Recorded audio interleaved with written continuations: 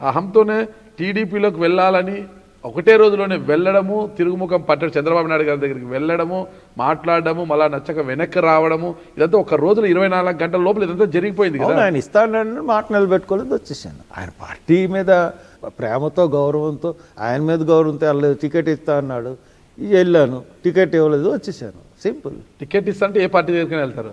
అంటే ఏ పార్టీ దగ్గరికైనా వెళ్దాం కాదండి, ఆ రోజున్న పరిస్థితి బట్టి.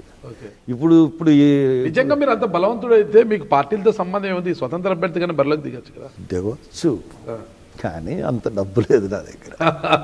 హర్షకుమార్ గారి డబ్బు లేదండి. అంత పేదవాడా? బాగా. Okay okay. కాలేజెస్ ఉన్నాయి. కాలేజెస్ ఏముందండి, ఈ చంద్రబాబు నాయుడు పుణ్యమా అంటూ 2019లో మాకు ఇవ్వాల్సిన స్కాలర్షిప్ డబ్బులు అన్నీ కూడా 23,000 కోట్లు. 2019లో జగన్ గారు సీఎం.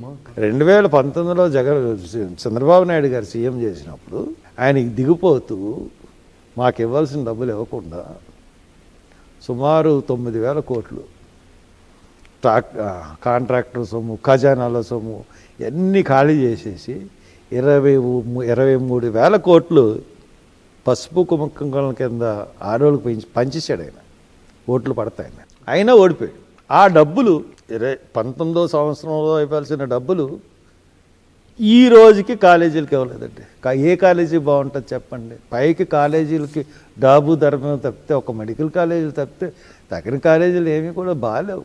పైకి అలా కనబడుతున్నాయి అంతే. అన్ని కాలేజీల్లోనూ శాలరీస్, ప్రతి కాలేజీలోనూ శాలరీస్ డిఫిసిట్. 6 నెలల నుంచి నేను శాలరీలు ఇవ్వలేదండి.